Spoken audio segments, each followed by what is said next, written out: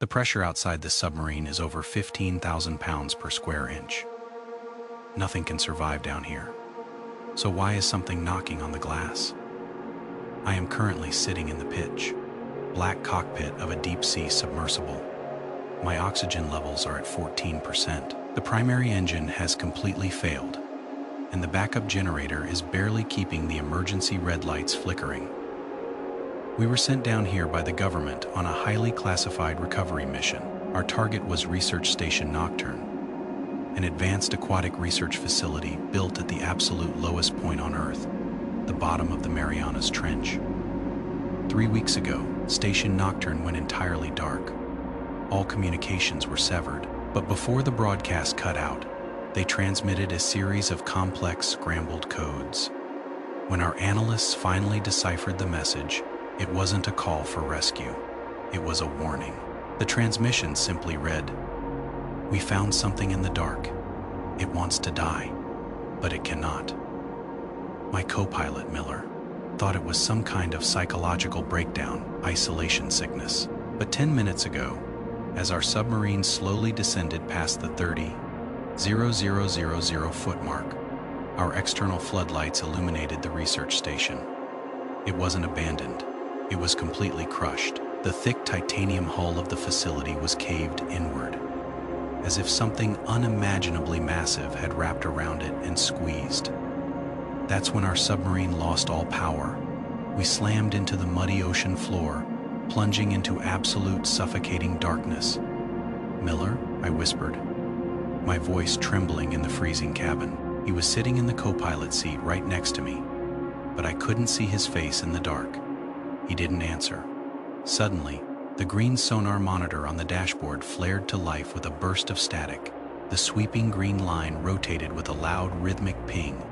I stared at the screen. Directly outside our submarine, a massive red blip appeared. It was larger than a blue whale, and it wasn't swimming.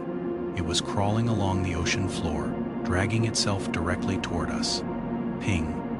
The blip moved closer. The water temperature gauge plummeted to freezing. I could hear the heavy, sickening sound of thick, fleshy limbs sliding across the metal exterior of our submarine. The heavy titanium walls began to groan and pop under an immense crushing pressure. Clack, clack. A heavy, rhythmic knocking sound echoed through the cabin.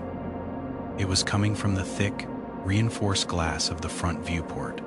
Something was out there in the freezing black water, politely knocking on the glass. I reached blindly in the dark, my hands shaking violently, and flipped the switch for the external emergency floodlights. The lights flickered, buzzing loudly, before blindingly illuminating the deep ocean. I stopped breathing. The blood in my veins turned to ice. Pressed flat against the glass viewport, staring directly at me, was an eye. It was impossibly huge, glowing with a sickly, pale yellow bioluminescence. But that wasn't the terrifying part. Surrounding the eye, floating in the dark water, were hundreds of human faces. They were stretched and fused into the fleshy mass of the creature, their mouths open in silent, eternal screams. And right in the center of the mass, I saw Miller's face.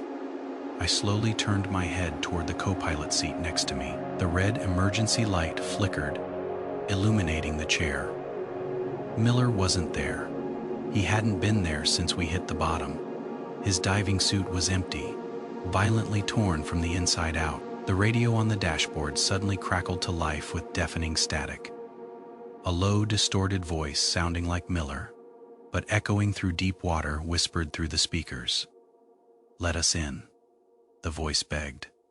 "It is so cold down here, and we can't die." The heavy glass of the viewport began to spider, web cracking under the crushing pressure. The freezing ocean water started spraying into the cabin. If anyone finds this recording floating on the surface, do not look for Station Nocturne. Do not dive into the trench. Some things in the deep ocean are older than humanity, and they are very, very hungry.